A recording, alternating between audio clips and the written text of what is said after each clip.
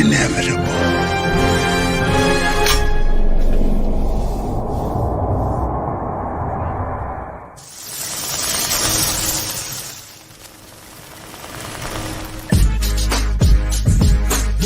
The Khaos List. Tuesday nights, 9 o'clock Eastern Standard Time. All right, Nzo, here we go. Take N and Z, then throw in a O. Nzo's the name, and this is the show. It don't matter what the haters say, cause everybody knows at the end of the day, the Khaos List comes on Tuesday nights. Describe it in word, dynamite. He brings fire to all the masses. He rocks a hoodie and snapback and a pair of glasses. Khaos List, the second show of the week. Questions so fire that they make you speak about issues that are universal. We talk about shit that's controversial. Sit back, chill, enjoy the show. His crew is ready. And here's Nzo. Peace. Woo! Tuesday nights, 9 p.m. Eastern Standard Time. The Khaos List. Do not miss this. I'm gonna say that one more time. Do not miss this. Peace. Is there any stuff?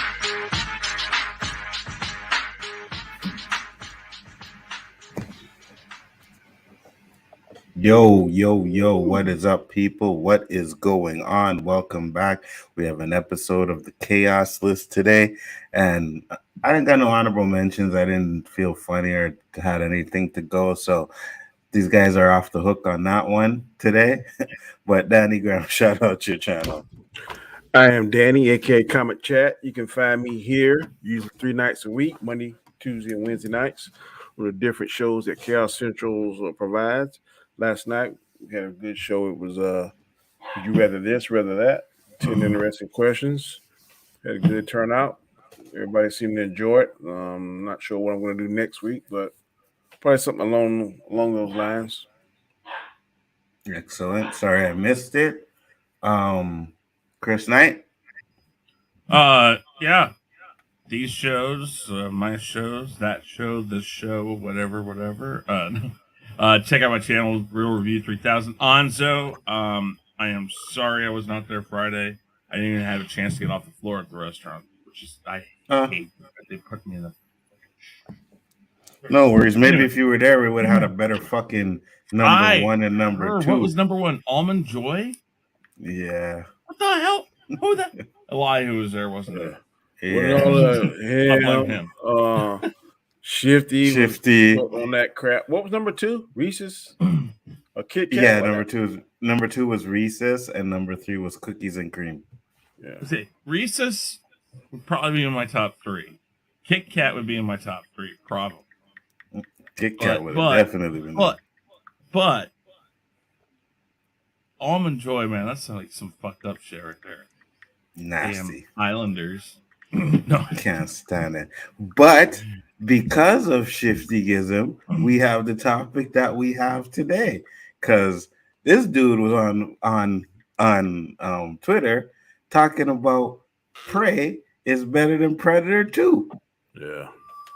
So I'm like, okay, no. We gotta rank these Predator movies.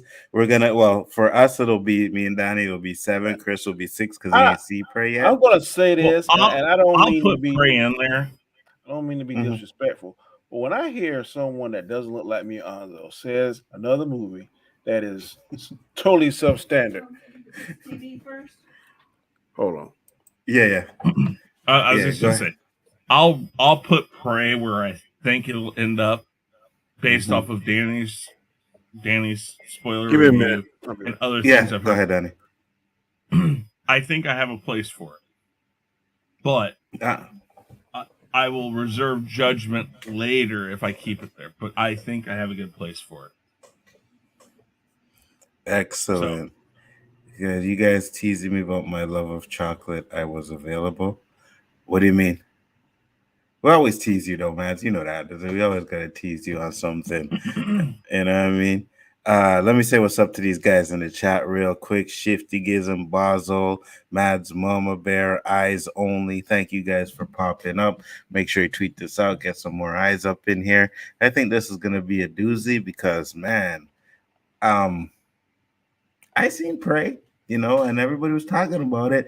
And I see everybody on Twitter, and they're like, "Oh man, Prey is amazing, and Prey is great, and Prey is this, and Prey is that," and I was just like, "It's okay." You know what I mean? Like, it's okay. Like, I didn't hate him, but so we gonna get into all of that shit right there. I kept hearing Prey was the second. Yeah, you see, this is what I'm saying. I keep hearing that Prey was the second best Predator movie. No, no, no. I disagree with that. I totally disagree with that. Predators 1 and 2 are better than Prey, at least for me, anyways. But we'll obviously get into the rankings. I think you guys may be surprised with mine, but if you know me, you'll know which one I like the best. You'll know which Predator I like the best. So, I think I know, but we'll see. mhm. So I'm gonna let Chris give his number 7. What is the number 7? I'm gonna go, and we're considering Alien versus Predators in this, right? Yes, Alien versus Predators are I'm included. gonna go Absolutely. Requiem. Alien versus Predator Requiem. I'm not a fan of those. I'm just not. I mean, they're all right. They're fine. It's just it really screws with both properties.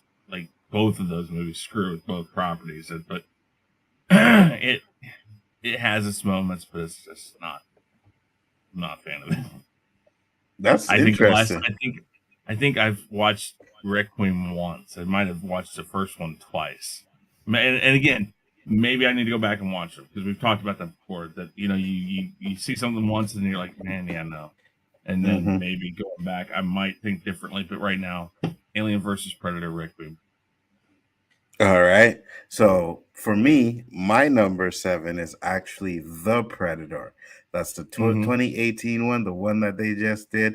That one for me is an absolute shit show. There's a lot of things in that movie that I did not fucking like. It drove me nuts, the things they did in that movie. You know, you got the kid with autism, and it doesn't really like it's selectable autism. You know, there's certain scenes where there's a noise, right? And he's going crazy. There's noises. Oh, he can't deal with the noises. And then there's later scenes where gunshots are going on around him and he's just sitting there like it's nothing. And I'm like, wait a minute now. If you're so sensitive and the noise kicks off your autism, then the gunshots that are going off like right beside you would have probably did that, right? And then that one they had so many alternate endings to it, or endings that they wanted to do. They wanted to bring in Sigourney Weaver. They wanted to bring, I think it was Nat 2 at one point they wanted to bring in. And I was just like, But what they did was even worse. They had this fucking, ended up having this fucking robot suit, right? Or the Predator, the guy put on the robot suit and he's supposed to be now able to fight predators.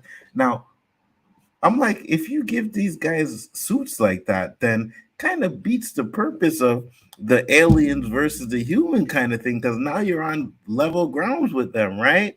So it just didn't make no sense to me. I think that one was absolutely the worst. What up, G Major? I didn't like it. I'll never watch it again. I think I watched it twice.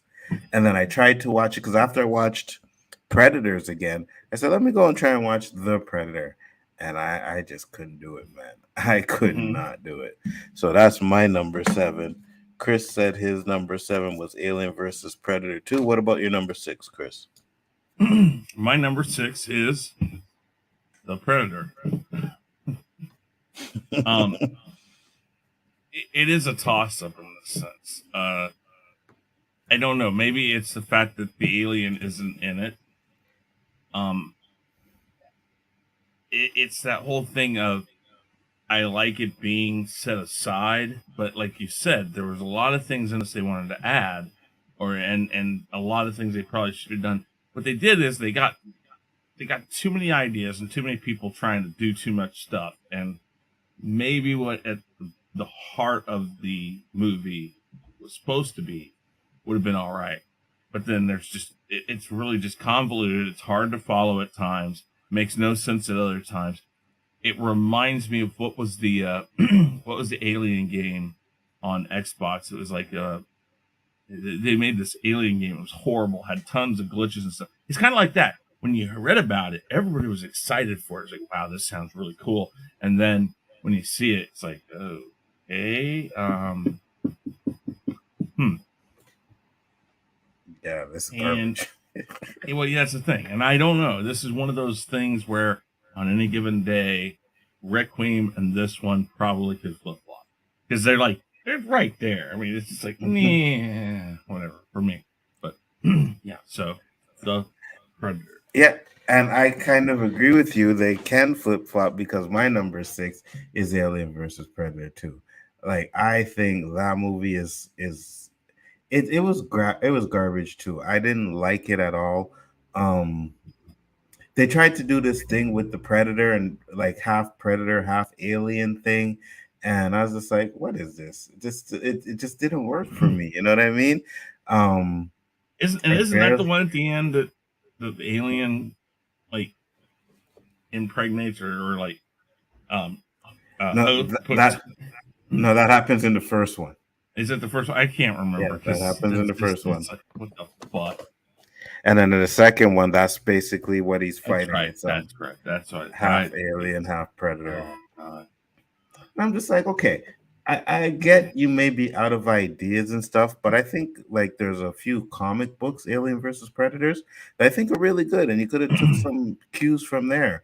But when they did that, I was just like, okay, they're really running out of things to do with these movies, and they're just trying to make a buck because they really destroyed that Alien versus Predator 2 movie.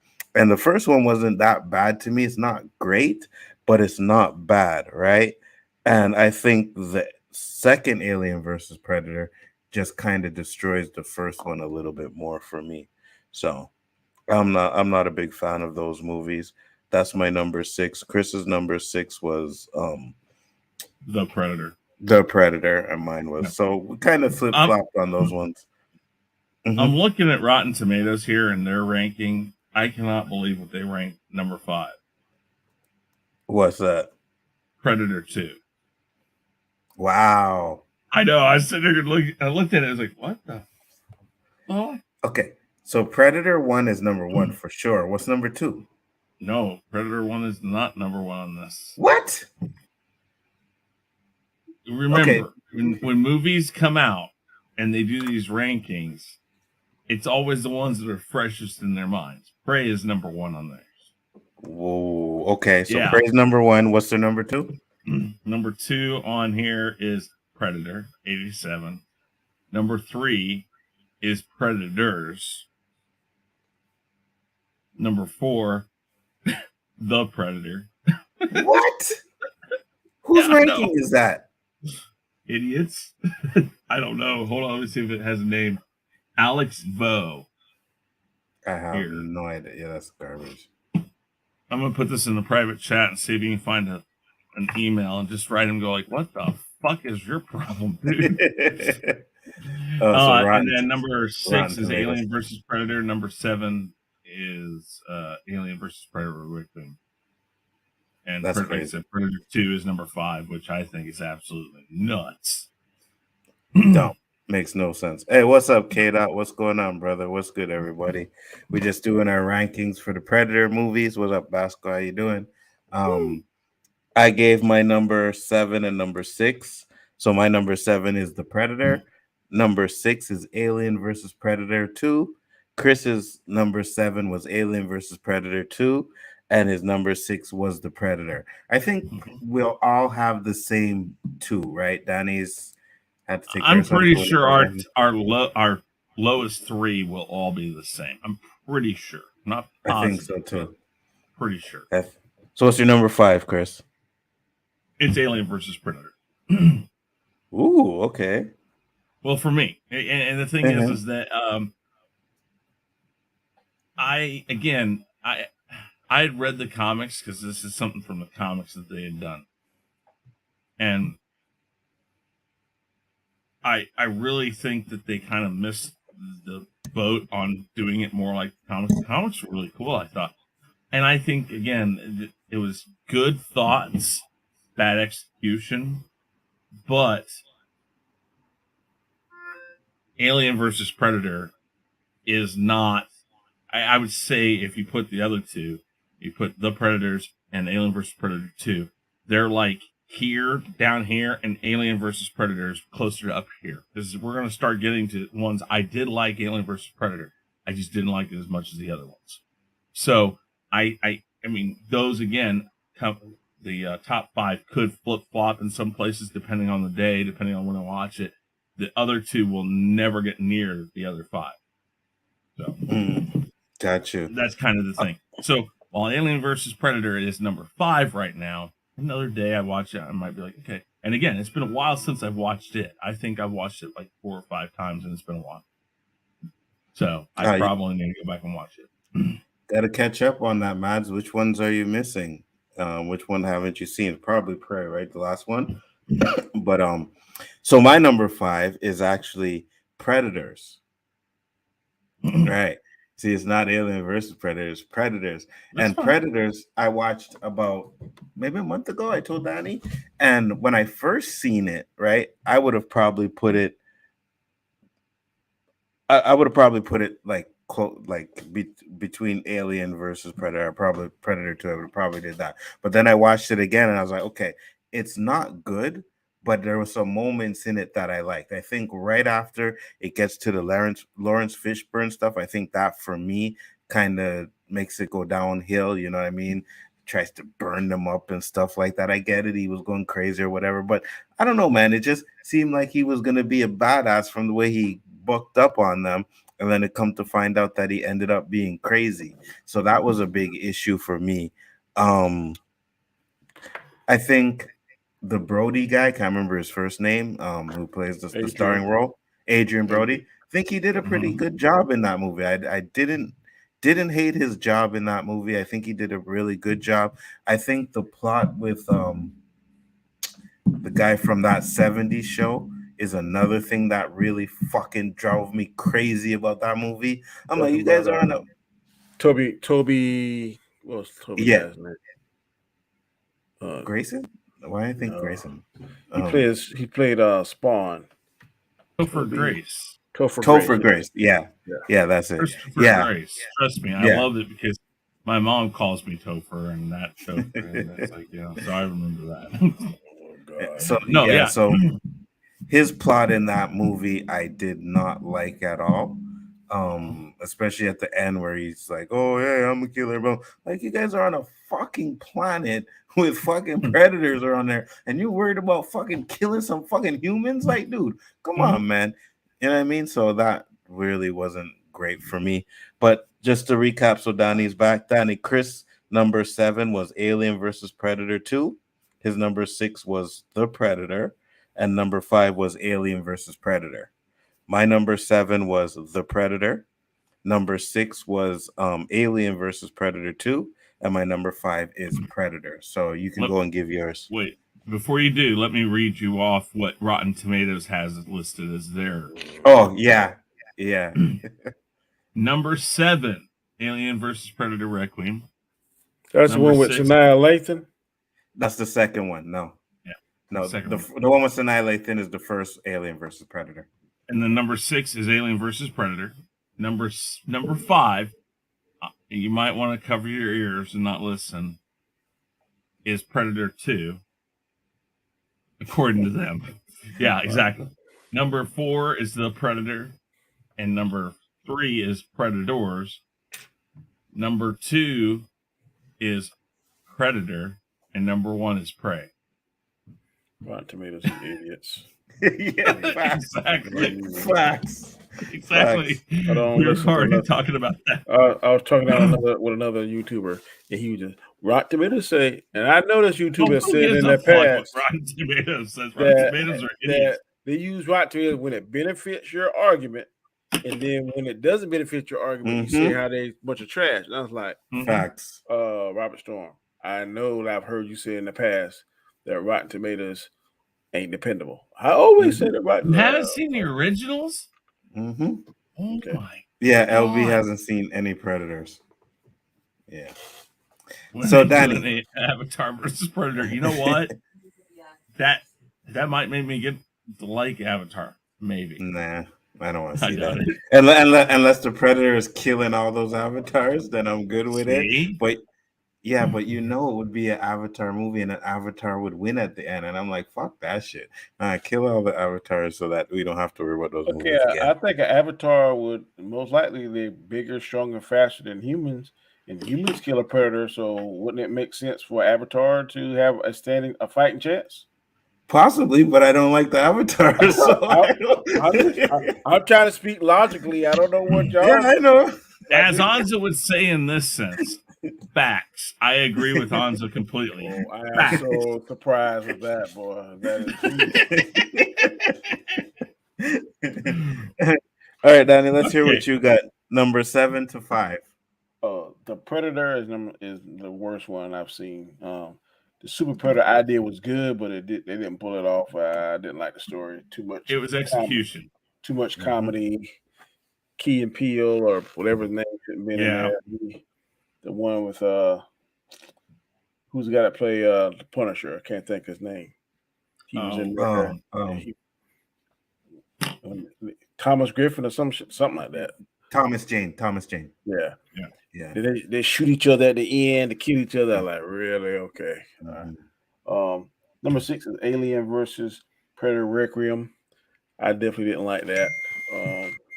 The alien getting the alien let the egg inside the predator, and there's part predator, part alien, and all that bull crap. Oh shit, that was 2? I thought that was 1 for some reason. Okay, so that was 2. Yeah, and then Alien versus Predator with Sanaa Lathan.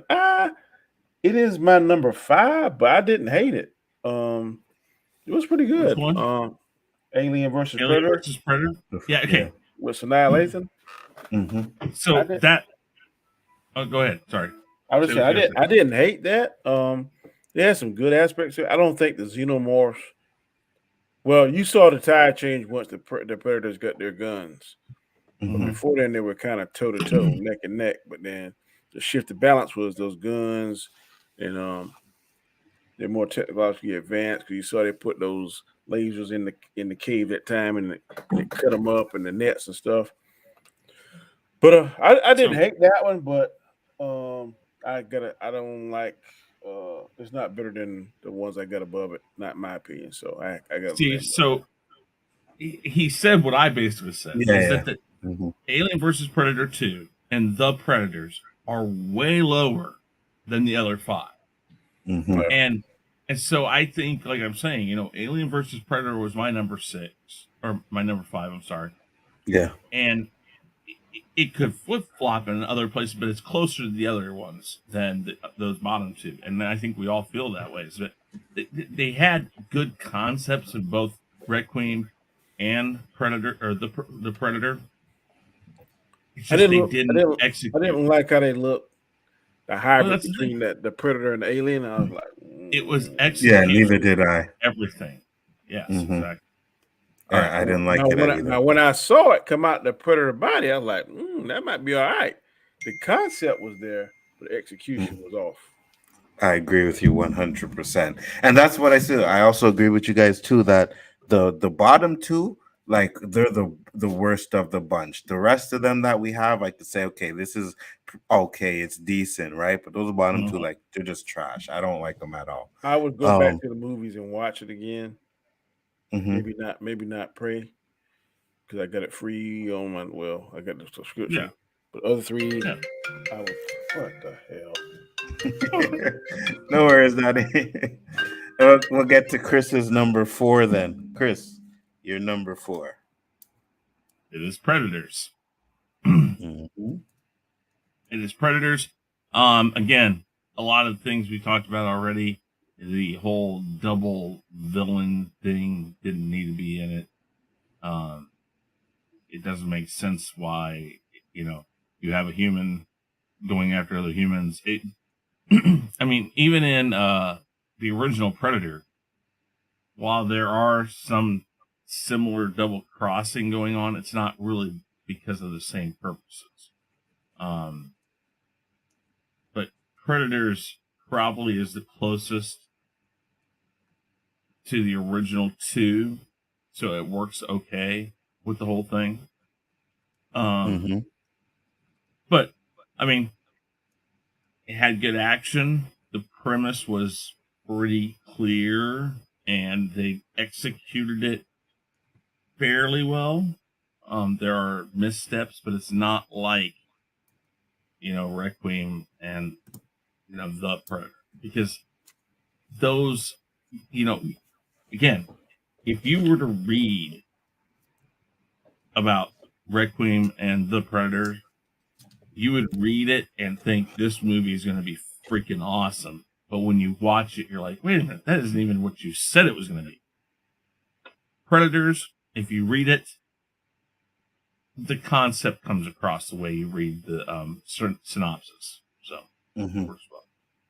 The only Die Hard said Predator. Die Hard Predator. It's fun, right? Hey, I would pay for that. I would watch that. The only problem is, if you haven't heard, Bruce Willis has, like, I think they're saying Alzheimer's or stuff like that. And the last couple of, that's why there's a lot of movies where it's like, oh, it looks like he's checked out, right? No, he was having memory problems. Like, he couldn't remember his lines, and he was having real issues. So that could be a reason. You see, that's why, it's not always good to say certain things about people when you don't know the whole situation. You know what I mean? People like to say, well, oh yeah, man, he checked out. He wasn't doing it. He did it just for a paycheck. He probably did. But at the same time, he was also having some really mental problems. So, that's why I don't like to talk about people. Yeah. He has a degenerative brain disorder that affects his ability to communicate. Bruce has recently been diagnosed with aphasia, which is impacting his cognitive abilities, which sucks because the supposedly the last Die Hard movie he was going to be a part of was going to be like he was going to play scenes in it, but it was also going to be like when he did something in it, it was going to take you back to his first days as a cop and where he learned or how he learned to do these things he's doing in these movies. So, it sounded cool. It would be really cool. I hope they figure out some way that he can come back, but it doesn't sound like it. Yeah, doesn't look like it at all. All right, Donnie, you're number 4. Oh, number 4 is definitely Prey. Like I said, I like Prey. I'm not in love with it. I'm not saying it's a bad movie, awful movie. I'm just saying that after seeing the technologically advanced Predators and seeing what they could do, and to kind of take a step back. And I know it's 300 years before we saw the first Predator. I get all that, but you can't unsee something. You just can't. To me, the movie was a little slow. The first hour or so, 45 minutes, hour. But once we saw the Predator and saw what he was doing and stuff, then it definitely picked up. Like I said, I don't hate the movie. I'm not gonna say I do. Now that I've saw it, I probably wouldn't go to the theater and see it and pay money to see it. But I would definitely go to somebody's house they play it out. I'd watch it. If it come on TV, I'll watch it. I may watch it again since it's on Hulu. But to me, it does not beat out 3, 2, and 1 in my book. So absolutely. My number, this motherfucking light, come on, guys. All right, stay on. There we go. My number 4 too is actually Prey as well. I have it at number 4. I didn't think like that. I didn't think it was a bad movie, but it was boring to me. Like it's slow at beginning. It's really slow at the beginning, and then some people say that's character development. Shut up. You know what I mean? You can have fucking character development with something going on during the movie, right? I'm not saying it has to be like all this action and everything, but you could have something going on along with the character development. And at the beginning of the movie, it was just like, And then another thing that really bothered me is, and I guess someone said because, I don't know. I don't know.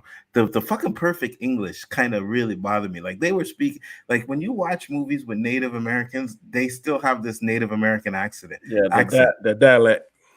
You know what I mean? They had none of that, and I'm just sitting there. I'm like, they were speaking perfect, bro. You yeah, know what? exactly. You know what didn't make sense to me Well- too. Now, if I go up against a superior enemy and I'm able to defeat that enemy, I'm gonna take some of that enemy's weapons. Facts. I don't give a shit about no fucking cutting off no Wait. head. Facts. But being Native Give me that. American, Indian, however you want to Give me put it, they would have been scared by that stuff, even to use that stuff. So there is that. And again, I haven't seen it. I will say that because where I'm going to place it, I'll give my explanations for it, and I reserve the right to move it to where I think. Yeah, after you see it. Mm-hmm. But Native Americans would not have gone for technology. The perfect English thing. Listen, this isn't the first movie Perfect English is done like that. It is just a means to an end to make it so it's viewable. Nobody will watch if they were to do it like Indian Sign Language or Indian or subtitles. Yeah, I Nobody's gonna watch a movie You are absolutely with all correct. subtitles or anything. So it's a means to an end. I would watch it, but I don't think I would enjoy it as much if I got a steady reading. What did he say? That's the point. Oh, Yeah, exactly. I actually heard there was a Comanche dub. Like that's what Kata told me. He told me there's a Comanche dub, so it's all in Comanche, their language, right? Well, then, but my thing is this: imagine you have a movie about Africa, right? But you have the Africans speaking like they were speaking in this movie. Well, you know what I mean? Like I'm gonna give that a pass, Anzo, because let's just say if you're in Japan and you watch that movie, it's gonna be in Japanese, and you know the mother. So I guess yes, it's over here. And it's more enjoyable when I can listen to it instead of like, did I miss what did you say? Because sometimes the captions is good to me. I don't mean to cut you off. When you're in a loud room, and you focus and you can't actually hear it, so you look at the captions. But when you're in like a quiet room or by yourself or with somebody that knows how to act, I ain't trying to read no damn captions, man. What he said? I agree 100%. You turn it up as loud as you can hear it, and you're good, right? Like, okay, I can hear it. I don't need to read this shit. I agree with you. But I'm just saying, it's like, and I get it because that was kind of the excuse I think was K-Dot made. He's like, well, listen, they probably because there's a Comanche one, so they just like dubbed it over with proper English. And I'm like, I get it. It just seemed weird to me. You know what I mean? Call it a nitpick or whatever, but it just kind of seemed weird to me. And then. And I know they're gonna hate me for this one. But yeah, they're gonna hate me for this one. I know you about to say. I know what you about to say. I know. No. Hold on. It's not the fact that it was a woman. I'm not saying that. No, I'm not saying that. But when you have the natives, right? They had their roles, and there was women did this, and the men did this, right? As the Native Americans back in the day, and. They even though in the movie they weren't really accepting of her wanting to be a warrior, but that it just wouldn't have flown. Like that wouldn't have worked that way. You know what I mean? Like it wouldn't have worked. She would have been able to do that. But I guess it's kind of like Mulan, because I mean she had to fake being a male. Then when they saw just how badass she was, they couldn't deny it. So the truth be told, it wasn't unheard of for Native American women to become warriors in the tribe.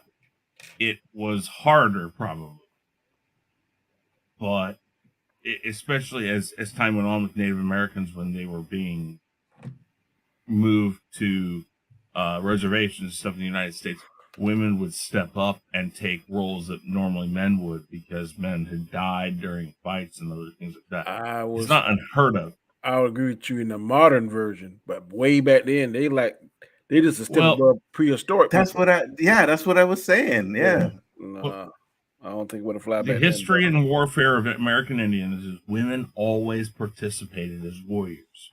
If they wanted to, they were given the ability to do so in defending the children, the families, their tribe, everybody, because that is what the tribe was about. Is if there was a need for people to fight, everybody who was of age to do so would be allowed to, because it was deemed that was your place. Your place was to die for the tribe.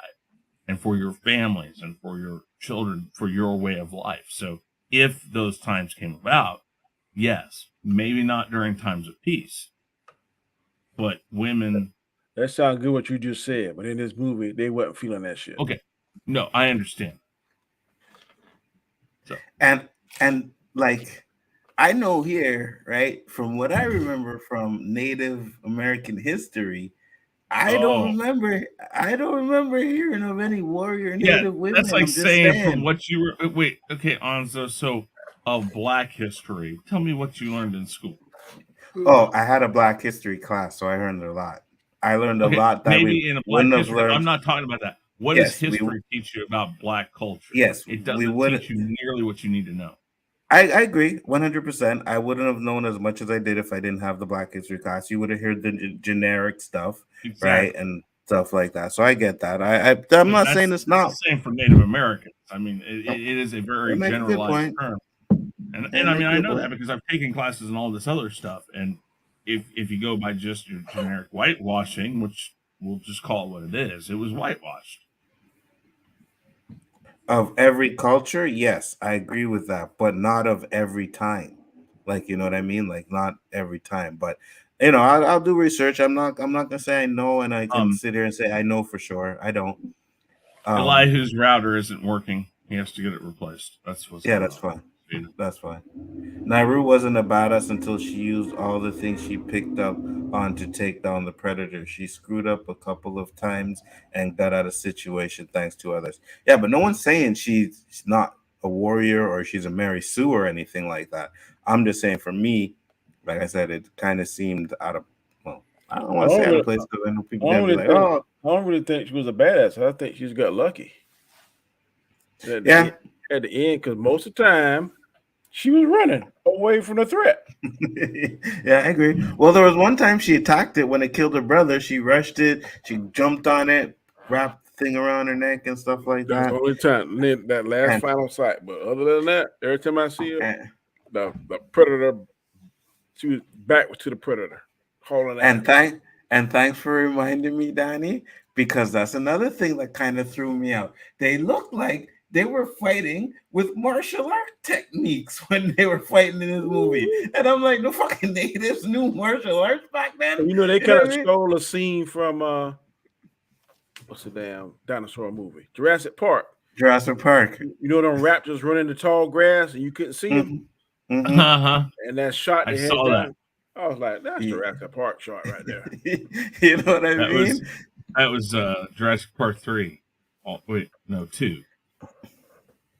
I'm just like, okay, I get it. It's visually entertaining, but why does everybody have to know fucking martial arts? You know what I mean? Like you sliding under things and doing shit that like you'd see Bruce Lee and Jackie I tell you Chan what, doing. she was bad as hell when she adapted that hatchet.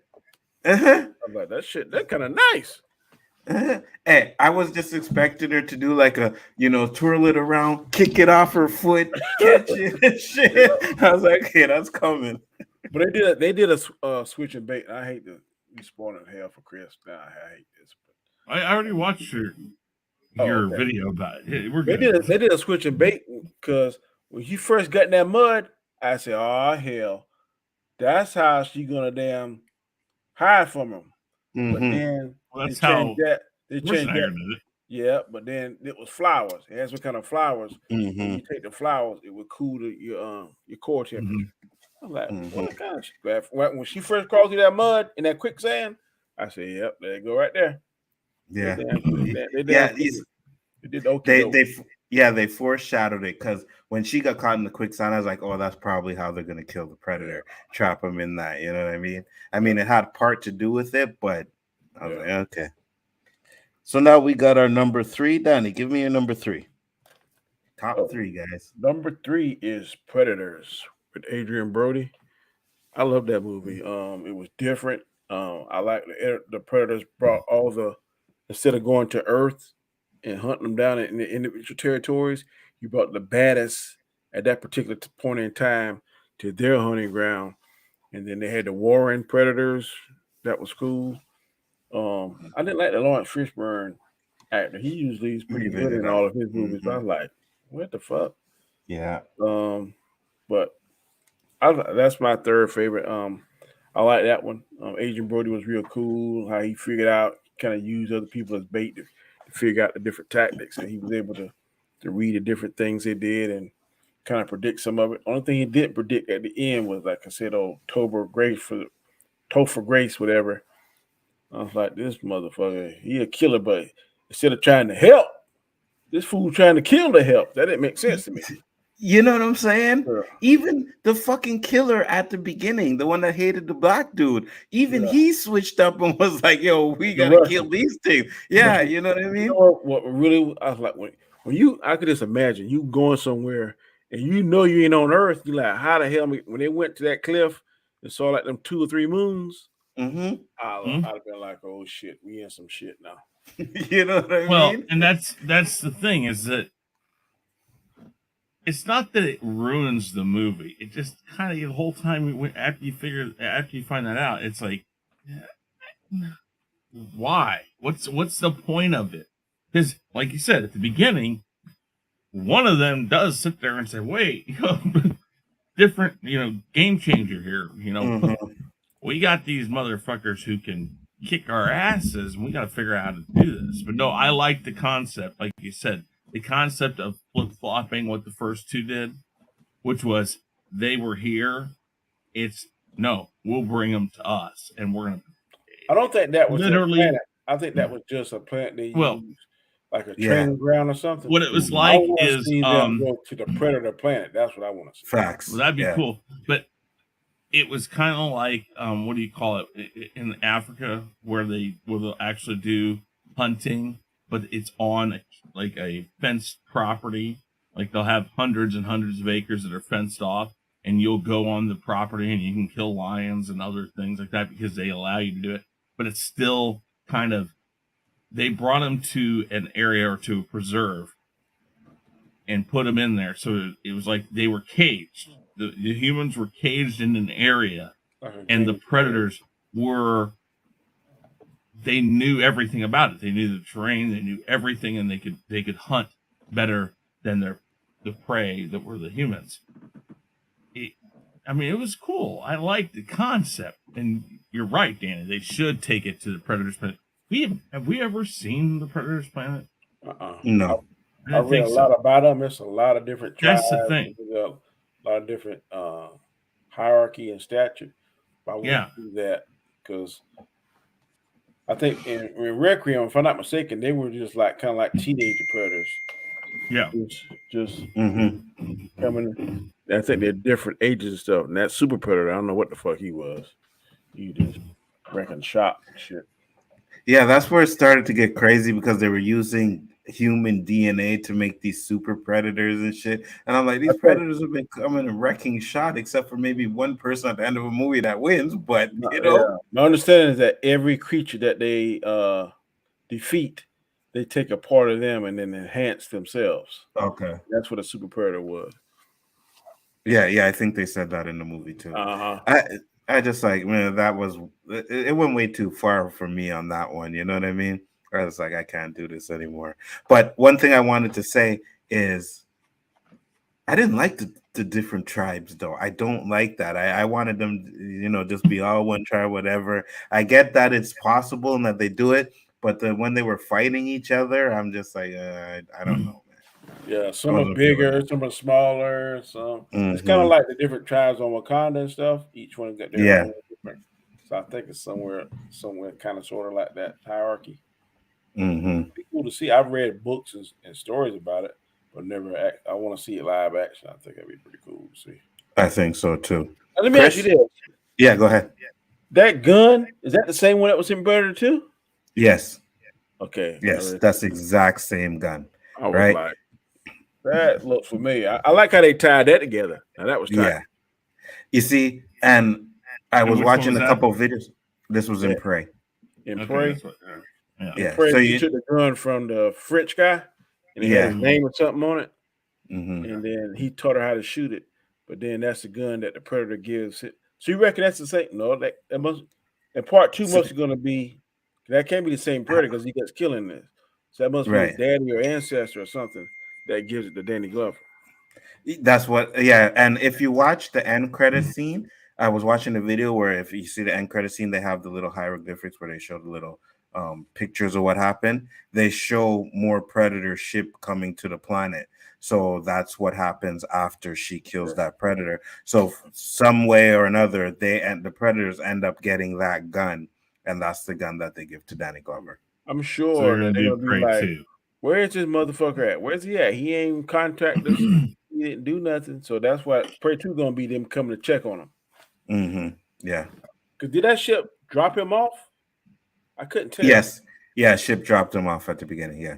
Yeah. The ship comes in, drop, and then they show it flying away, and then he's on the planet. And you know, Chris, also too, yeah, go ahead. he didn't Sorry. have the destruct thing on his arm. He didn't. No. Yeah, and you see, and I'll say this too quick. Sorry, Chris, before I let you go, but okay, so I get it. It's how many years in the past, right? But does that mean? But does that mean that the predators evolve, or their technology is in line with us? No, but is in line with us. I mean, just I don't think because it's in line with us, but it's just like, you know, in Predators, they said every person that they conquer, they take a piece of that person they conquer and incorporate it into. So as they keep going at their technology, because he had the cloaking. The cloaking must be basic, because all of them got the cloaking. But you see, he didn't have, and he had the laser thing. But instead of spears, the spears become the laser gun, and he had the claws. I call them the Wolverine claws. So there were some certain aspects of it that I saw, but the ones we saw in the past are more technologically advanced. And Right. And you see, the reason why I'm saying this is because, and I'm getting all technical here, but depending on her, and I wish Eli was here to say this, but depending on where you are, like time doesn't always flow the same way on certain planets. You know what I mean? So just because it was 300 years on Earth, does not necessarily mean it was 300 years on the Predator planet too? Bullshit. Listen to. Man, it's got to be the weed. It's got to be the ganja, the man. weed brothers, they stick together, boy. They stick together. I'm just saying, though. All right, Chris, what's your number 3? It is Prey. I'm going to put Prey there because from what I've heard from Danny, from what I've heard from other people, and again, the gun, the mud, a lot of this stuff is nice callbacks to the original. And anytime you have a sequel, and yes, all of these in one way or another have some small callbacks, but anytime you do a really good scene that is obviously a callback to one of the original two for sure, you're going to win points with fan base. And I don't buy the number one calls on, Rotten Tomatoes or other people I've heard say number one. I don't buy that because, again, you guys know me. I'm a person who believes it's really tough to beat an original, and I just can't see this beating the first two originals. But callbacks to it really help it. And I like the concept, and so this is kind of the weird thing. Concept of everything being like less technical is its plus side and its minus side. It's very difficult to understand how somebody who's so primitive can beat a predator.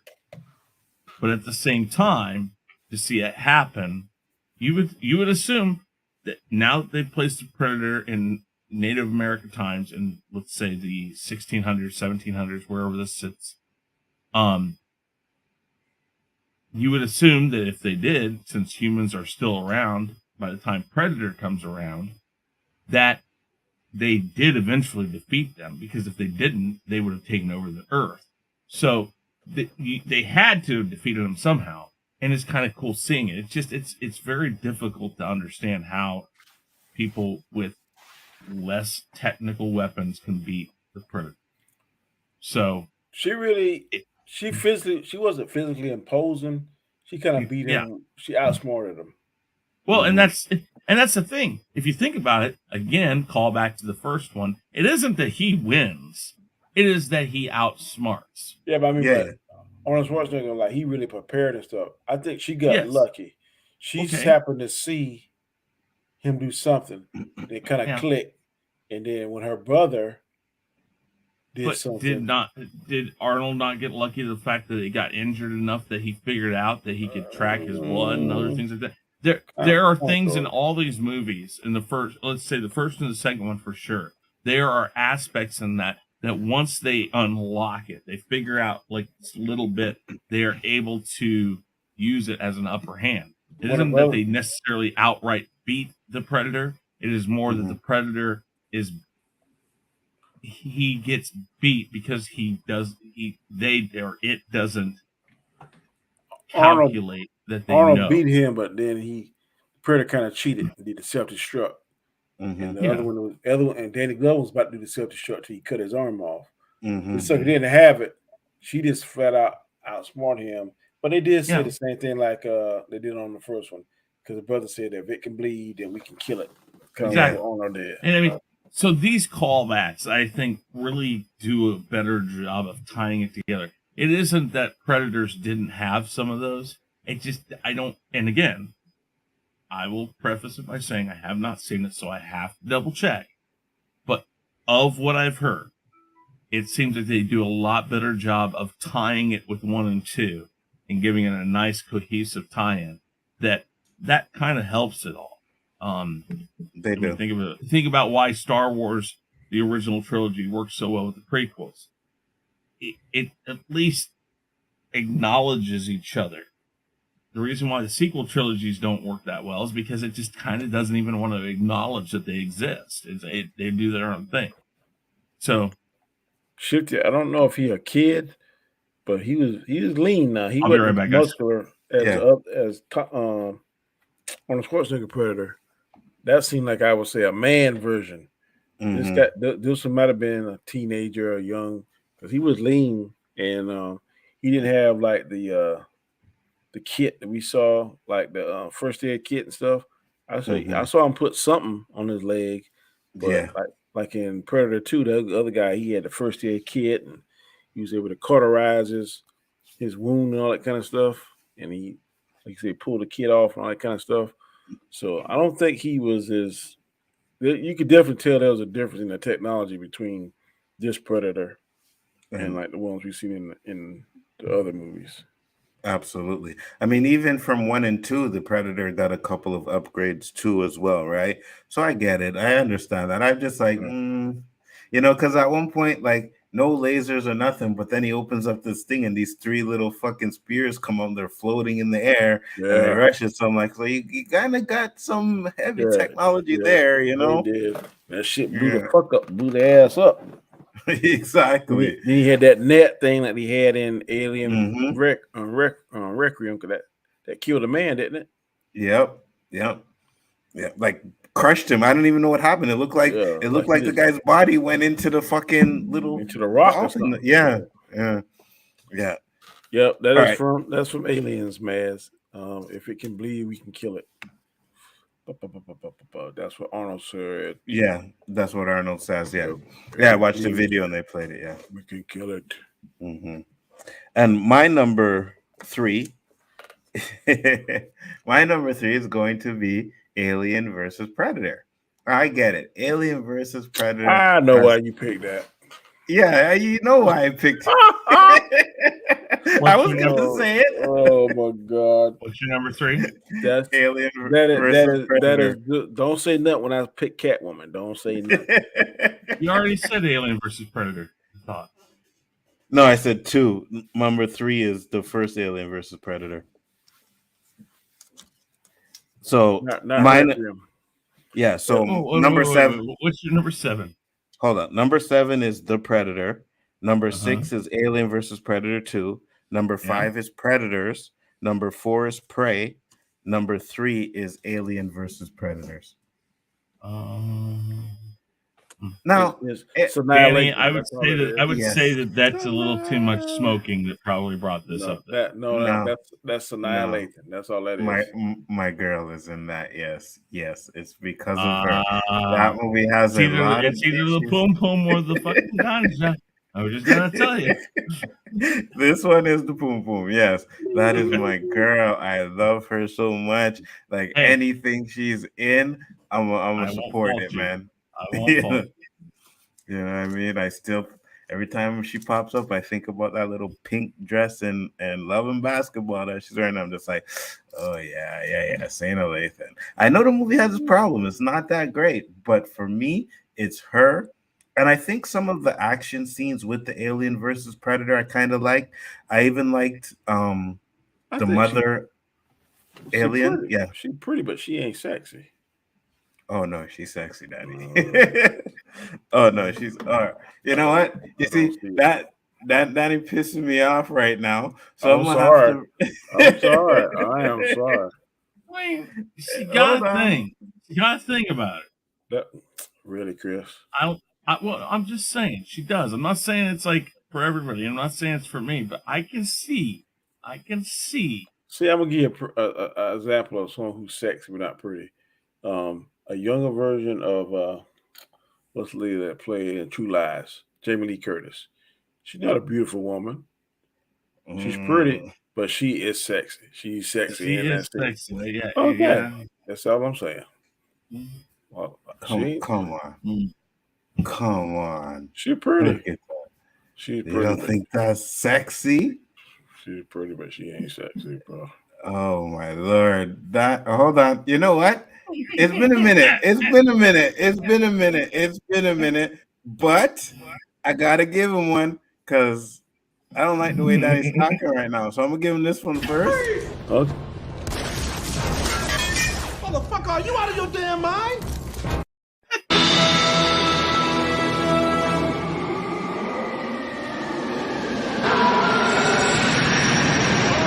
You will not down before me, Jarrell! But you and them one day, Jarrell!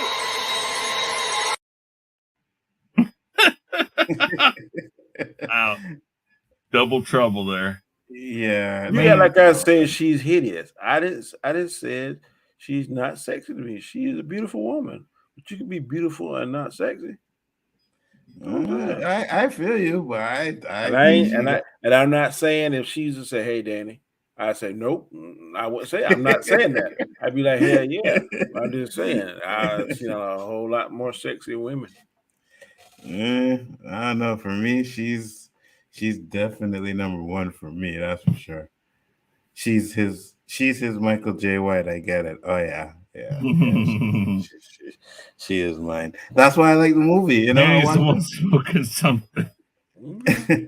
And the worst part about it is like she ain't like wearing nothing like revealing or anything in the movie, but just seeing her in there, I'm like, yes, that's my shit. That is my shit.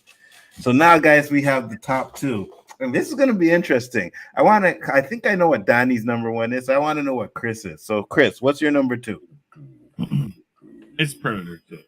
It would be the fact that I grew well, I mean they were close enough together, but my dad and I would watch Predator, the first one.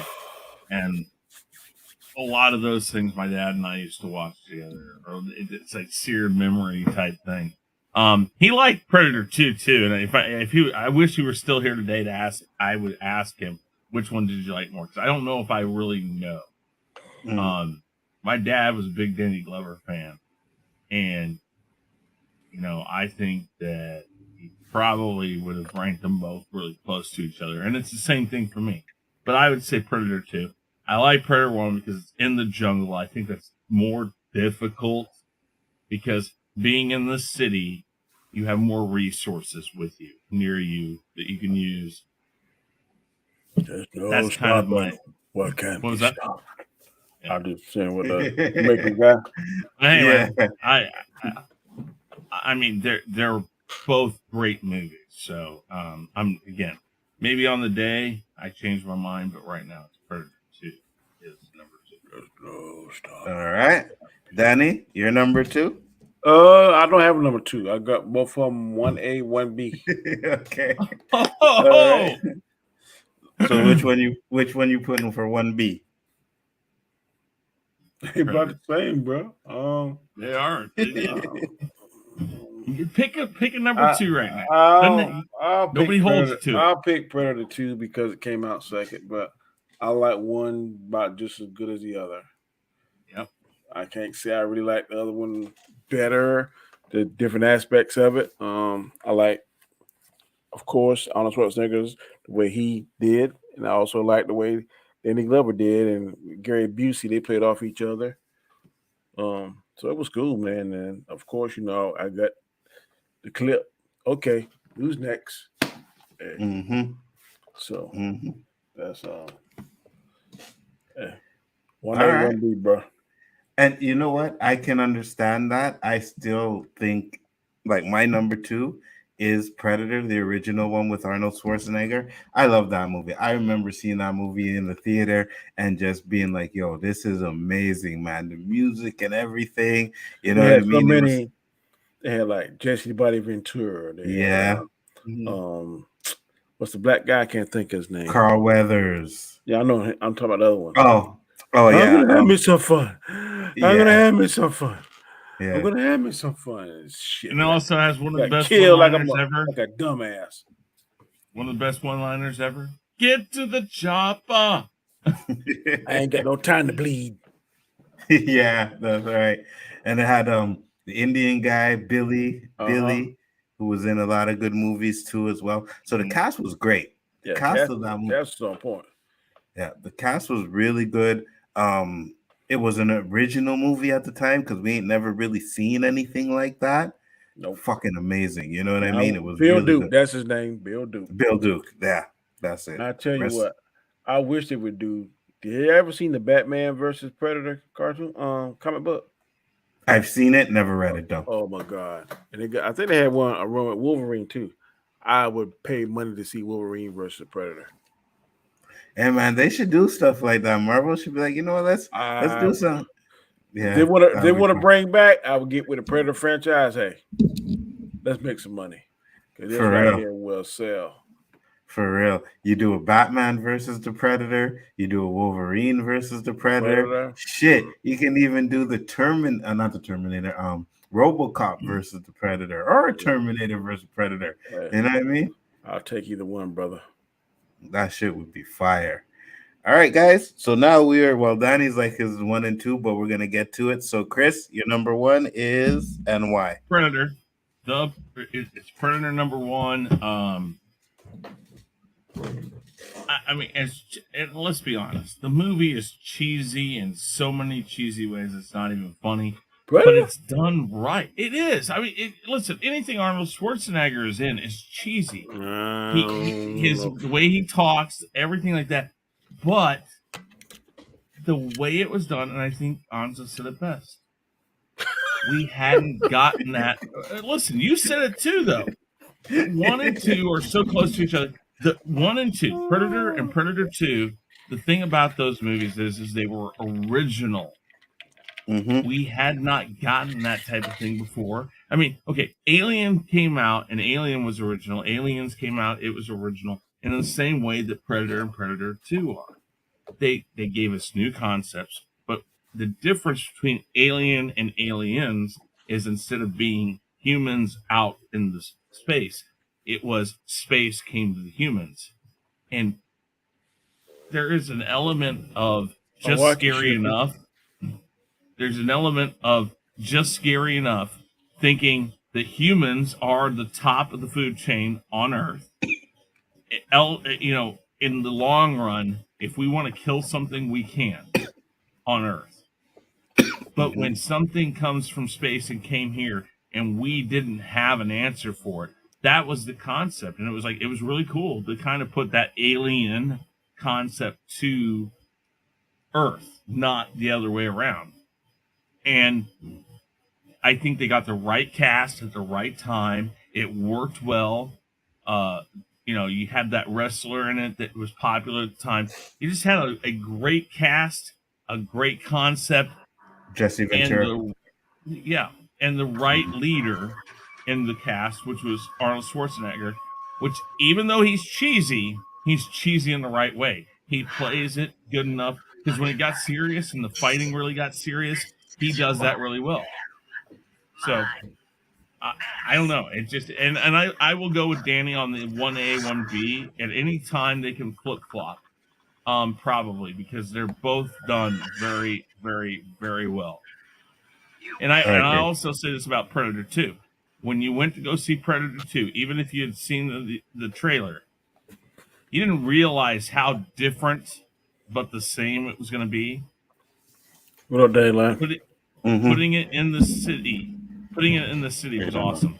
So Yeah, I agree. what's going on, Dayline? They urbanized it, and like I said, to me, they couldn't get a better person.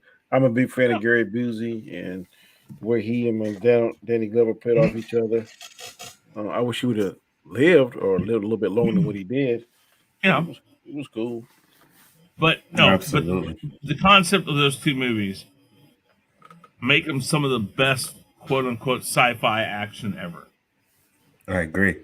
Hands down. And I'm guessing, and Danny, your number one is obviously the Predator, right? The first one. Yeah. Like I said, excuse me. It had a bigger cast of stars, people that were more recognizable. Like I said, I have never seen anything like it before. I was like, damn, what the hell is this thing? And then when he finally took his mask off at the end and you saw what he was, you're like, damn. And then of course Arnold Schwarzenegger said, "You one ugly motherfucker." Sucker. It was cool. I think that was one of the coolest things because the whole movie goes on and you don't realize that until at that end, he's standing up there and it's just, you hear the and he starts taking it off. And you're like, oh shit. Because up until that point, you think that's what you're seeing is what you see. Right. It was cool that they did it. So for me, my number one is going to be Predator 2. I really enjoy Predator 2. I liked it more than the first one. I really did. And I liked Danny Glover in the starring role. I think he did an amazing job in that movie. And like Danny said, he played off of Gary Busey very well, So I really enjoyed that and that. I like 2. I like number 1. I really do. Number 1 is really good movie, but I think just number 2, I think more the city element. I liked it a little bit more. I take away credits for the horrible Jamaican accents. But what was funny to me, boy, that woman, she was going to the bathroom. Yeah. Yeah. She hit me with the broom.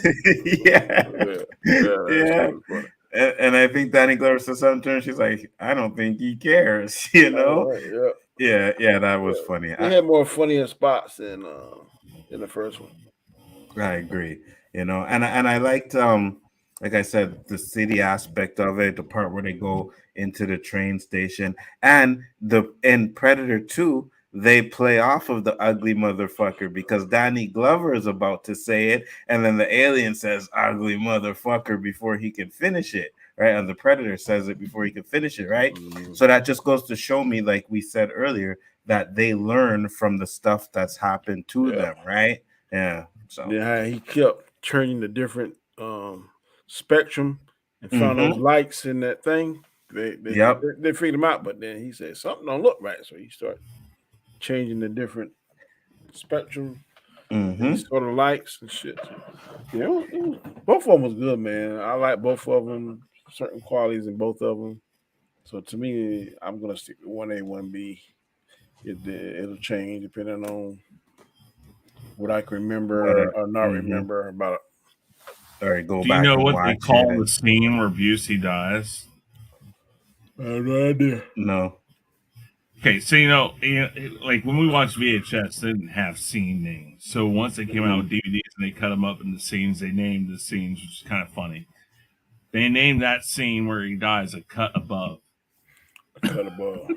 Because it cuts him in half. Yeah, cut his waist, didn't it? Yeah.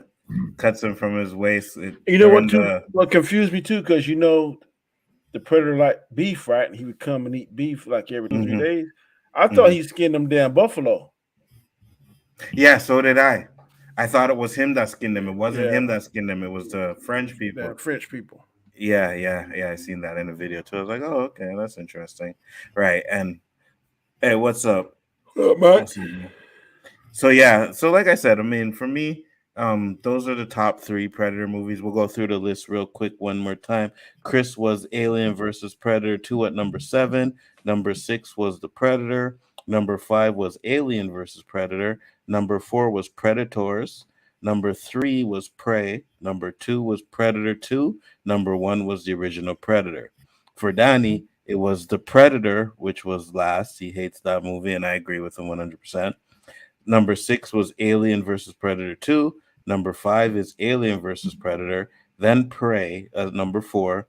Number 3 is Predators. Number 2, 1A and 1B is Predator 1 and Predator 2. Switch them up how you want to. It's kind of like me too. I'd probably be on any given day. I'm like, yeah, this one's fire. No, this one's better. It all depends on how I feel that day. And my 7 were The Predator for number 7, Alien versus Predator 2 for number 6. Number 5 was Predators. Number 4 was Prey. Number 3 was Alien versus Predator. Number 2 was Predator 1, and number 1 is Predator 2. Predator 2 is still my favorite Predator movie. So those were the lists. Much appreciated. Chris, you got any polls that you put up? No, I didn't put any up today because I wasn't sure how to do this one because there were so many factors to it. Because if they would give us one where they'd let people like say 1, 2, 3, 4, I would do it. I should probably write YouTube and say, hey guys, if we're doing a rankings show, why don't you let us put up the choices and you pick which one you do it in? That would be interesting. Yeah, but they don't have that. I was actually looking at on here the order of Predator in chronological order. So Prey, of course, would be first. Mm-hmm. Then Predator. Mm-hmm. Then Predator 2. Mm-hmm. Then Alien versus Predator. Mm-hmm. Then Requiem. Mm-hmm. Then Predators. Mm-hmm. Then The Predator. That's the order they would go in. Interesting. Yeah, that makes sense. That's how it came out. Yeah. Well, Prey would be first because the timeline. The timeline. Yeah, that makes sense. Well, that was it, man. Great show, guys. Appreciate it. Overall, it's a good franchise. I agree with you 100%. I do too. If I had to pick it over the Alien franchise, I'd probably say it's better than the Alien franchise at this point. But yeah, hopefully, Alien, that last one, and what's the one with the Prometheus? I didn't like that. Prometheus and Covenant. No, Yeah, I didn't like them either. I didn't like those two. Same here. I agree. The problem with that is that somebody going back and deciding that they can do better than what they did in the first place. Because Ridley Scott did the original Alien movie. It was Carpenter that did Aliens, wasn't it? She started losing me whenever they had her, where she was part Predator. I mean, part Alien. Me too. Clone. Yeah. Or whatever. That was, was it Alien 3 or Alien Resurrection. Resurrection. That's it. Yeah. Mm-hmm. Yeah, that. But again, these two series, these two, Predator and Alien, have a lot of similarities, though. There's a lot of people who like the first Alien movie over Aliens. There's a lot of people who like the second Aliens over Alien. There's a lot. I like the second one over the first one. Yeah, I do too. There's a lot more action, but I'll tell you what. As far as a whole complete movie and the way it was shot and everything, Alien is a great movie. Oh, absolutely. But, Alien 3, I think, is kind of like Predators. There's a lot of similarities between these two franchises. There are places where the franchises totally lose touch with what they're doing. Mm-hmm. And Alien reminds me a lot of that movie Event Horizon. Yeah. Oh, I don't like watching that movie. That's the movie. That's the one with Larry Fishburne, right? Yeah. I liked that movie though. That ship go to hell. Yeah, I liked that movie though. Crazy shit there. At the end, I'm like, it's time to cut this off. Yeah, but I mean, go ahead. No, you first. I was just gonna say, I don't know. Alien was one of those things. It was like 2001: A Space Odyssey. In 1969, when Stanley Kubrick did 2001, nobody understood the concept of sci-fi, and he redefined it. In 77, George Lucas redefined it again, and then you had Ridley Scott kind of come and kind of mix the two ideas together and redefine it again in 79 when Alien came out. So those movies are really like markers in sci-fi, and Predator, the first one, goes in that too. And then what Alien 2 and Predator 2 was let's add a lot more action to this. Let's add a lot more, again, action to sci-fi. And so they're two different movies completely, but at the same time, they're great movies on their own because of how they do it. So, And one thing I will say is that Prey should show them that you don't have to go so far to have a good movie. You can keep it simple. The Prey was almost like a Predator 1, you know what I mean? Jungle and everything like that. You don't need to do all of this super fucking Predator coming down and all kinds of bullshit. let me ask you this: Have you how much it costs to make right? that? I want to see that. Yeah, go You've ahead, both Danny. seen Prey, right? Yeah. Yes. Okay. So, the first thing Amber is going to say, because it's a female and she wins. It's not Did an it issue. feel like that? Did it It's feel not like an she issue. just won No. because she's female? No. Okay. No, And that's not the an thing. issue. And it doesn't sound like that to me either. So again, this is kind of like Ripley in Aliens. I think it would have And been. I think people would have had a problem with it if she was Mary Sued. She wasn't married. She wasn't married. Well, that's my point. And Yeah. I think we said that before it came out. It's like if she's not married to, she learns as she goes along, it'll And work. she did. But it's the same. Yeah, but it's the same thing as Ripley. Ripley's a badass bitch because she learns, and she's not always. She doesn't always win. She just at times she gets lucky and she survives until she knows what she's doing. Yeah, she got her ass handed to her a couple of times. You know what I mean in the show, and they show her training. It costs so $88 million to make. Oh, that's that's not too bad. Do you think they? It only made 160 though. Do you think they should have brought it? Yeah, that's what I was gonna say. You think they should have brought it in theaters? I don't know. Somebody said that it would have done good in theaters because there's nothing in there competing. Chris said that. Possible. Another Chris said that it would have done well because it really has no competition now. There's no competition really coming at. I think fans are clamoring that until October. I think that's when Black Adam comes out. So it might would have done well because there's nothing else really going against it. Mm-hmm.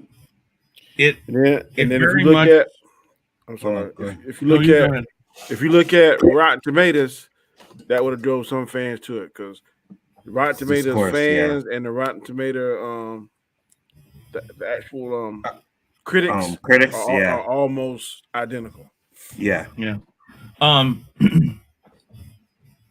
This is where I come into the whole thought process though with streaming though now, where movies like this come out and they get a really good a positive reaction from the public, be it critics, be it viewers.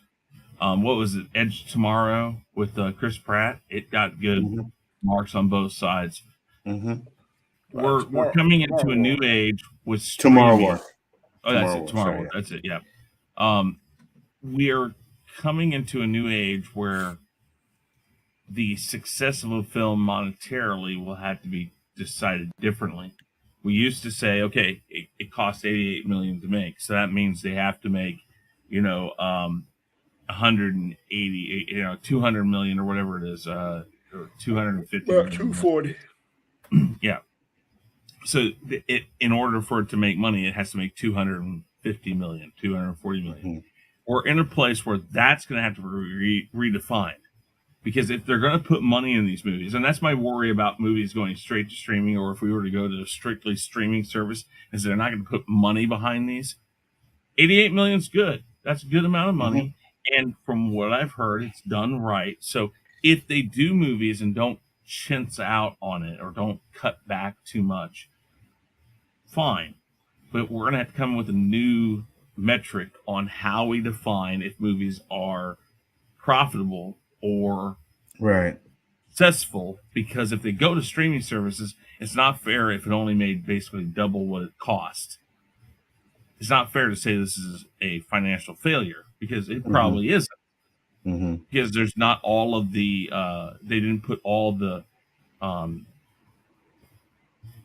It should be more promotion profitable behind because they got to it. pay for promotions, like you said, That's and what they I got to said. pay for screen time. They ain't theater Yeah, screen. there's They a can do lot none of of that that. stuff that they didn't have to do. So we're coming into a new age where we're going to have to figure out what makes streaming movies successful, because we've talked about it with Justice League. Was it successful? I'd say it probably was. I believe But it was too. how Me do we too. figure that out? Because it didn't go to the theaters. How do we know that the amount of money they put into it was actually gained back? So that's something that's, we're in a new age of this type of metric where we're going to have to figure out if it goes to streaming services, it just double what it costs, if it makes double, or if the subscribers go to Amazon Prime and they get Prime Video and they buy Prime Video when these movies come out. Does that go to that movie? So like this, if they say we gained 4 million subscribers the week before Prey came out, do they give it to Prey? So I think a lot of, first off, let me answer this. It's not hot. It's not hot out here today, guys. I'm just letting you know it's chilly up in the motherfucker. My AC is off. My fans are off. It is not hot today. Tomorrow's gonna be hot, but today it's not so hot. Here, or not chilly. It was lower and nice today, and where I live, not much humidity. So what's 20 degrees Celsius? That's about maybe 40 or 50 for you guys. See, I'm gonna tell you right now, it's 18 degrees over here right now. So you're right about where we're at right now. It was a nice day today. Absolutely. Yeah, so it was a pretty good day. One thing I was going to say to yours before we go is I think if they start doing these things to streaming services, it's not just subscriptions, but you're also going to see a lot of advertisements at maybe the beginning of these movies. You know what I mean? You already see them now. So you're going to see a lot of advertising, and that's going to help make the cost. But I also don't think that they're going to be spend 250 million on movies just to bring them to streaming. I don't see that happening because it's going to be almost impossible to get their money back. But the key is that, and I said this when we were talking about our movies coming back to the movie theaters or not, is that you have to figure if they go to streaming only, they still have to put money behind it, because if you don't, if you don't get good actors, if you don't pay good money, because again, even if everything was to go to streaming, it's not like Danny Glover, Arnold Schwarzenegger, still Sylvester Stallone, all these major actors out there. It's not like they're going away. That's still going to be your go-to, and then it's not like just because it goes to streaming, they're going to say, "Oh yeah, sure, I'll only take X amount of dollars." They're still going to want money. Yeah. So there's a median there of what they're going to have to get. 88 with basically, from my, I don't think there's anybody in this that's got a name right now, right? And Prey. Nah. I don't even know who the girl was. That's $88 million for all your actors, all your special effects, everything in it, without any name talent. So you add one name. Let's say they had put Arnold Schwarzenegger in this at the end for whatever stupid reason. Let's say they'd done that. That probably would have gone up to 128. So I think the biggest name in this was the director, Dan Trachtenberg. I think he did 10 Cloverfield Lane or something. But the name of the actress was Amber Mid-Thunder. And the name of her brother was Dakota Beavers. My worry is that if it only goes to streaming, they will start to cut money. As long as movies to theaters still exist, that the streaming wars will still consider they have to put money into it. Well, you see, I was looking at this one here. The Gray Man Cost a Bunch, right? It's a really good movie. If you haven't seen it, watch that movie. It is fucking fire. So I went and checked the budget. It was $200 million. So, I mean, they still kind of putting money into it. I just don't know how. That's a lot of damn money. Because didn't they put that much in Endgame? The Endgame was like $250 million. Yeah, I mean, that's a big ass budget for a TV for a movie. And it didn't. Well, I mean, there was a lot of action set pieces, so maybe that could be the reason. But yeah, it doesn't seem like it would have been a $200 million movie, though. That's a lot of money. Yeah, it is. Endgame cost $356 million. Oh, but still, $200 million is a lot. Yeah, it is. Well, how much Infinity War cost? One of those movies was like in the $200 million category. I think it was. Yeah. Infinity was 316. Oh, really? Interesting. Yeah, but I mean, still, don't listen. Think of all the stuff they did in that. Yeah. $200 million is a lot of money, especially for a streaming movie. I think it depends on the IP too. They didn't spend that kind of money for an established IP like Star Wars. I'm not sure how much Obi-Wan and those in Mandalorian. I'm pretty sure they're pretty pricey. Star Wars cost $200 million also. So, as long as streaming movies don't chintz out on that budget, and movies in theaters are still pushing them to make good movies. I think if you're a certain IP, they'll shove out the money. If you're not, then you're right. It's not going to. My worry, though, budget. like I said before we started getting movies back in theaters, was when we were talking about it. When you said, when some people were saying streaming movies is going to be the way to go. They're just going to go to this. That's all they're ever going to do. If that ever happens, you're going to see movies and the cost of them get cut because nobody's going to. Why do I have to put $200 million into a movie? I don't have to anymore. With movies in theaters, you're still forcing streaming movies to compete. Yeah. So they're still going to have to put $200 million into it. As long as that stays the same, you're going to get good movies from both sides. I don't necessarily agree with that because the fans are more sophisticated now, and they're going to demand Wait. When the minimum wage went up here in America, as it's going up, notice what's happening at McDonald's. You're getting less cashiers, and you're getting more touchscreen order yourself. It is the same thing. That as soon as nobody makes a company or movies do this metric, this fine line, this bare minimum, they'll take it as low as they possibly can. Customer service to McDonald's doesn't make any difference now because nobody's going to hold them to it because they've learned that they can get away with it.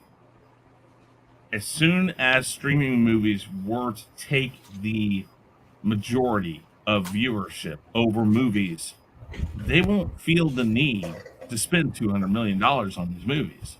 Because who's going to stop them from putting $50 million into it and giving you crap? Nobody. If movie theaters were to go away completely, streaming would not put $200 million into a movie. Because who's going to make them do it? That's what I'm saying, is that as long as there's somebody there making them have to give you a good product. They have to. No, I don't agree with that. Yeah, that's what I think. I kind of think that they would still do it. They may not do as much, but I still think we would still get some high budget movies because the fans gonna start bitching. Yeah, you still got to put out quality though. You know what I mean? But who's? Ain't nobody making them do it now. There ain't nobody holding a gun to these IP heads and say you're gonna spend $300 million on this. They're not doing it. Movies that go straight to theater and not to streaming are what holds them to it.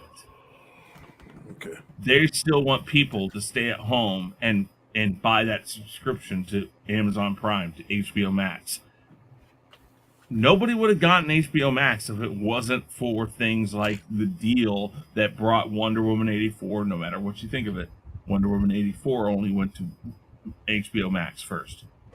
Justice League only went to HBO Max first.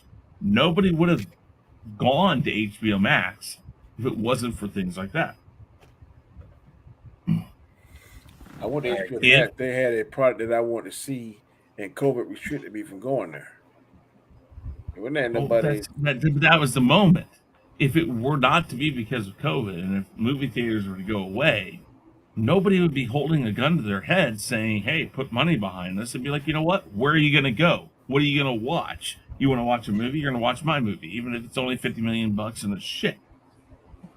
I mean, yeah, okay. I mean, maybe they go out of business too, but if movie theaters go out of business, everything is based off of competition. Well, I think a lot of people signed up for HBO Max because of the Snyder Cut, right? Exactly. Yeah. A lot of people, at times it was done with, they canceled that shit. Exactly. I get it free because I get HBO from my cable provider. So, but my point here is that when cuts happen across the board, so like for instance, the company I work for, Caesars Entertainment, we're shorthanded. So is the other casino down the road. We're all shorthanded. So we're all under the exact same bar. It's the same thing with Taco Bell. It's the same thing with McDonald's. It's the same thing with Hardee's, whatever you want to say. But if that bar is low, everybody goes as low as they possibly can. And as long as everybody that has the same product, so fast food, as long as everybody's on that same level, nothing gets said. So movies keep streaming at the same level. If movies and movie theaters, if movie theaters go away, nothing is going to hold streaming or companies that make movies that goes directly to streaming.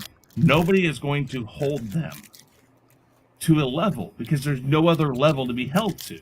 They make the level. If it's $50 million for every movie, that's who makes the level. What are you going to do? You're going to cancel your subscription? Let's go to something else. You beating this horse to death. I'm tired of it. Yeah, we hit the hour and 30 mark, so we're going to close it up real quick. Just want to see everything else tanked as far as I know. That's why no more movies hit streaming service. I'm happy to go back to the theaters. Yeah, that's a good reason because none of them really did any well. So sorry, Danny. Sorry. No, too much math. You good? Too much math for Danny. Oh no, it went to a man. But the only reason why streaming service was successful was fucking COVID. Yeah, absolutely. Well, that's it. Yeah, absolutely. Well, anyway, okay, really quick. Okay. Prey is successful because it's a good movie. Because they, in order to keep viewership or subscriptions, they have to make movies that are considered decent. That is because of movie theaters. So as long as that's there, we're going to get good things from both sides. Or decent most of the time. Well, as long as we're getting decent stuff, I'm good with it. Go watch The Gray Man. There's a couple other things up there on Netflix to watch. Danny, I was telling Chris earlier. Yeah, The Boys. I watched the documentary on Woodstock 99. Mm-hmm. If you haven't seen that, you need to watch that, bro. I was freaking out how fucked up Woodstock 99 was, bro. I know the original Woodstock wasn't nothing but damn a blaze fest. So I ain't no gasoline, matches. No surprise that this would be any more different. 94 was totally really nice. Different. 99. They burnt it down, Danny. They burnt it down. They burned the stadium down? I mean, the place to perform at? They burned everything down at the end. Field. Why? Burned it. It was a fucking clusterfuck. They were feeling, that's why you gotta watch it. They were feeling like they were being extorted because they were charging like after all the vendors lost their money, they were charging like $12 for like a bottle of water. They had water systems in there that were broken, so people were getting sick because they were drinking water mixed with feces and shit. Ooh. Didn't know it. It was a clusterfuck. I could not believe it. I was like, I don't remember any of this when I was in '99, but when I'm watching it now, Yeah. Yeah, Shit, bro. where the hell was that 99? 99? I think I was in. The only thing that was more of a clusterfuck was Firefest. I was in. I was a popo for about 4 years then. Oh yeah, check it out, Danny. It's on Netflix. Watch it. It's called Trainwreck Woodstock '99. I just put it on because I like watching documentaries, whatever. Yeah. Popped it on, and then when I was hearing some of this shit, yo, first off, everybody's running around naked, but we knew that from the first one, right? But yo, girls were getting fucking touched up, fondled, raped, and all kinds of shit, Damn. bro. Dude tried to fucking drive a truck into the Woodstock, like he was driving like he wanted to knock down the stage or something. I was like, yo, this shit is crazy. Yeah, check it out, man. But with that being said, shout out to your channel, Danny Graham. I am Danny K. Comment Chat. You can find me here 3 nights a week, Monday through Wednesday. With these two fellas here. Tomorrow we'll be on Chris Show, The Rule of Three. Hey, we just try to give you content, makes you think, make you laugh. Try to do something a little different than what you see normally. And usually we pull it off. So if you haven't watched Prey and you're a Predator fan, watch Prey. Like I said, it's me and Nzo's number 4, I believe. It ain't bad, but it just ain't better than the top 3. Facts. In my opinion. We put that little caveat on the end. Yeah, exactly. Because it was like, oh, you guys crazy? Yeah, in our opinion. Mr. Knight, shootout. Yeah, Real Review 3000. We're getting ready for the Rumble. I'm getting close to getting ready to get people. I understand Anzo's scared to have competition. That's fine. Listen, he sat there and tried to get me to not do the Rumble anymore. Remember last week, one of his honorable mentions was maybe he shouldn't do it because I'm the greatest ever. That to me actually sounds like I'm scared. I mean, I'm just saying. When you're Michael Jordan, you ain't got nothing to prove. When you're Michael Jordan, I can't believe you see that. Clip that, because he should have said if you were Mr. What's his name from San Antonio, Tim Duncan, it wouldn't have had the same impact. So you see that? Clip it. So here's the deal: we're gonna have the Rumble, and we're really close to getting ready to start up. I think the Rumble and Name That Tune will be back end of August, beginning of September, somewhere around there. Of course, September, we're going to have the Unmasking the Masked Singer again. We're going to get back to our gaming streams and a couple of Rumbles coming up, or a couple of rants coming up. I can't do Knight Rider right now, which is where I drive home and I talk to people on streams because I can't get my Bluetooth to connect to my phone. That's kind of bullshit. Whatever. We'll figure that out eventually. But tomorrow night, the Rule of 3, guys. We will have the Final 5 Fact or Fiction, of course. And I haven't figured out exactly what we're going to have for questions yet, but we will have questions. And yeah, so check that out tomorrow night.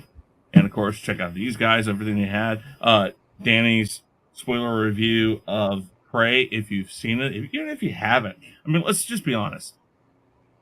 Spoilers in movies anymore, it still doesn't kill the movie. It's about watching it and seeing how it all happens.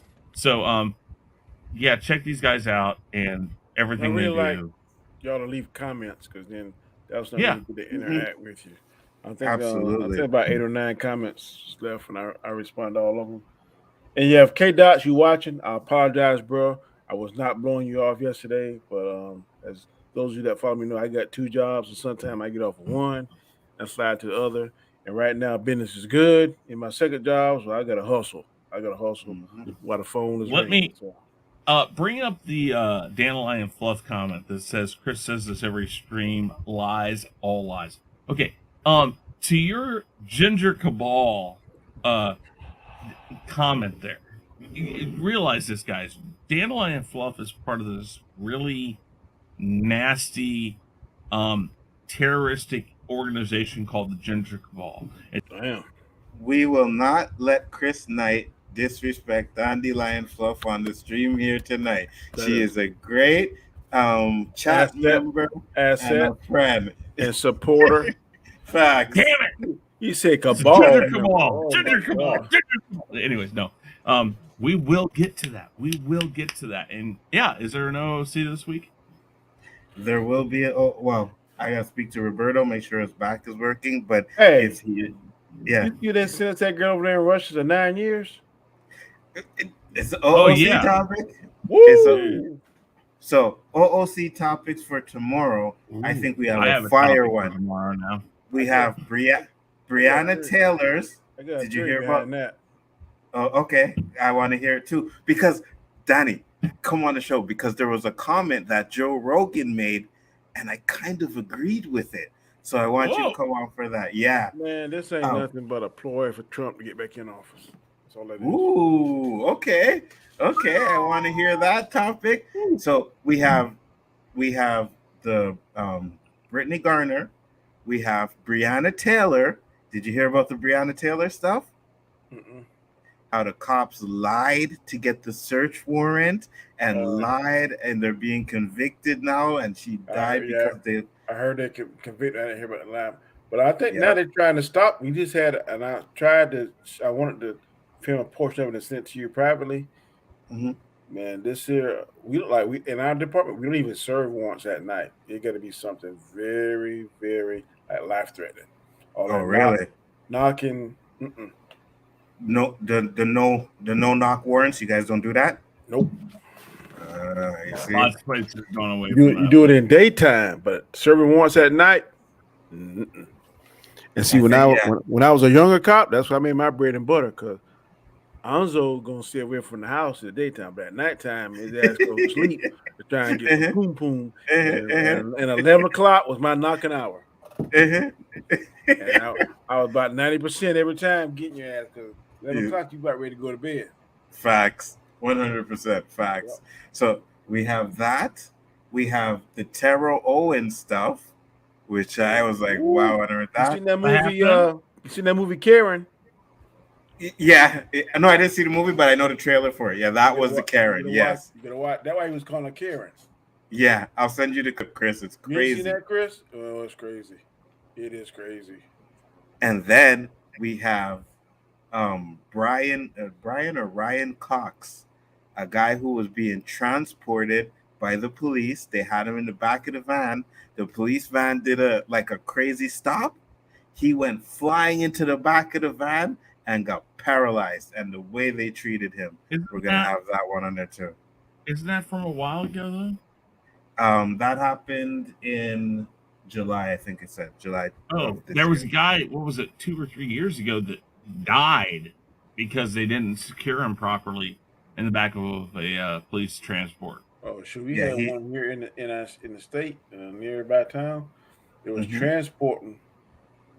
The officers went past the road that said a bridge is out or something, and went and the vehicle got in the water, and the ladies was like chained in the back, and they drowned. Oh, really? Yeah, the officers got out, but they. You see, that's why I asked you that question, Danny. When I said if there was like a world-ending thing, apocalypse or whatever, what would they do with the people that are locked up in jail? That's why I asked you that question. Like, would they let them go, or would they just leave them in the fucking cell? You know what I mean? Something like the Walking Dead. Any natural disaster, like if it's something like the Walking Dead, I'm letting all the people out, and then I'm going in there. Here, and I'm keeping the food. Private chat on the private chat. To add to that comment or that question, OOC. Freddie Gray dies after spine injury in police custody. His 27-year-old Baltimore man died after an encounter with police left him with a severe spine injury. Y'all two mothers think y'all just gonna load up on how cops doing stupid shit, Listen. and I'm gonna be a part of Yeah. this. No, That ain't happening. Danny, listen to me. My father was a police officer, and I am one of the people who will go and I will defend police because I understand the extreme difficult position you guys are placed in every day. I'm not saying that's the same. No, listen to me. Danny. I'm listening, but it ain't the same. It's just like we both men, but you a white man, I'm a black man. It ain't the same. That's fine. It ain't the same. I'm just saying that I understand the police officers are put into circumstances where there's no win, no loss. It's like you can't win when you try to do the right thing, and like you say, your transport vehicle wrecks and goes into the river, and you can't get the people out, and then they die. Now you're bad because whatever, or you don't secure them properly, and you get in a wreck, and then the guy goes and hits his head and dies because he's not secured properly. You guys are placed into a category of you are held to a standard that at times can't be properly held up. You are put in a no-win situation more times than not, and it's not necessarily fair. And the few people out there who do stupid shit like Derek Chauvin and stuff like that, they give people the thought that this happens every day, thousands of times a day, when it's actually the opposite way around. Oh, look at Danny. He looks like an asshole. I bet. Fuck you. And you know what, Dandelion? Send it to me so we can start off the show with some peace and love on the cops, and then wreck them after that. No. Don't even waste that line, because it'll go unappreciated. Oh shit. Great show, guys. Thank you for popping in, everybody. Make sure to check us out tomorrow on the Rule of Three and then the OOC and whatever else we got coming up. We're just here trying to hang out at 8. Hang out on Wednesdays at 8 o'clock tomorrow. Then you got the Rule of Three, then the OOC. So you guys got a lot of shit to watch and have a good time with tomorrow night. But with that being said, peace, love, and hair grease. See you on the next one, guys. Peace. I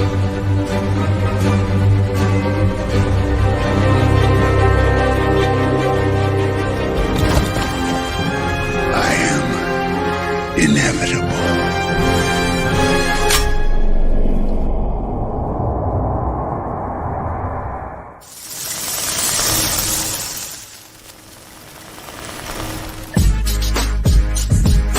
Alright, the Khaos List. Tuesday nights, 9 o'clock Eastern Standard Time. Alright, Nzo, here we go. Take N and Z, then throw in a O. Nzo's the name, and this is the show. It don't matter what the haters say, cause everybody knows at the end of the day, the Khaos List comes on Tuesday nights. Describe it in word, dynamite. He brings fire to all the masses. He rocks a hoodie, a snapback, and a pair of glasses. Khaos List is the second show of the week. Questions so fire that they make you speak about issues that are universal. We talk about shit that's controversial. Sit back, chill, enjoy the show. His crew is ready. And here's Nzo. Peace. Woo! Tuesday nights, 9 p.m. Eastern Standard Time. The Khaos List. Do not miss this. We'll say that one more time. Do not miss this. Peace. Is there any stuff?